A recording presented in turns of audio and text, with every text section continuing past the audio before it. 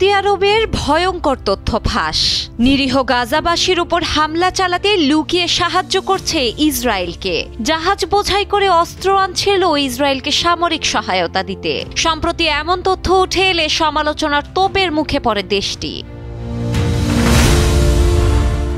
যুদ্ধবাজ নেতানিয়াহুর কারণে ইসরায়েলের নাম উচ্চারিত হলেই যুদ্ধের গন্ধ ভেসে ওঠে। এর মূল কারণ নিরীহ গাজাবাসীর উপর ইসরায়েলের লাগাতার আগ্রাসন। এছাড়াও ইরানের উপর একের পর এক অতর্কিত হামলা দেশটিকে নিয়ে গেছে আলোচনার শীর্ষে। এবার ইহুদিবাদ ইসরায়েলি অস্ত্র বহন করে আটকে গিয়ে নতুন আলোচনায় সৌদি আরব।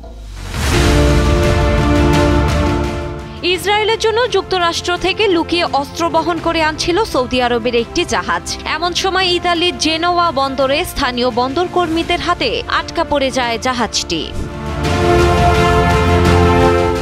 বাহারি ইয়ানবো নামের এই জাহাজটি শুক্রবার ইতালির জেনোয়া বন্দরে পৌঁছায়। জাহাজটির পরিকল্পনা ছিল জেনোয়া থেকে অস্ত্র বোঝাই করে সংযুক্ত আরব আমিরাতের আবুধাবিতে নেওয়ার। এ তথ্য নিশ্চিত করেছে দ্য ক্রেডেলের একটি প্রতিবেদন। তথ্য অনুযায়ী বন্দর কর্মীরা জানতে পারেন জাহাজটিতে ইতোমধ্যেই অস্ত্র ও গোলাবারুদ রয়েছে। কথা ছিল ইসরায়েলে পাঠানোর। এ খবর পেয়েই 40 জন কর্মী জাহাজে প্রবেশ করে অস্ত্রের উপস্থিতি নিশ্চিত করেন। জাহাজটি যুক্তরাষ্ট্রের মেরিল্যান্ড থেকে অস্ত্র বোঝাই করেছিল জেনোয়ায় আসার আগে। ইতালির ইতিহাসে এর আগেও ঘটেছে এমন ঘটনা। 2019 সালে একইভাবে অস্ত্রবাহী একটি জাহাজ আটকে দিয়েছিলেন জেনোয়া বন্দরের কর্মীরা।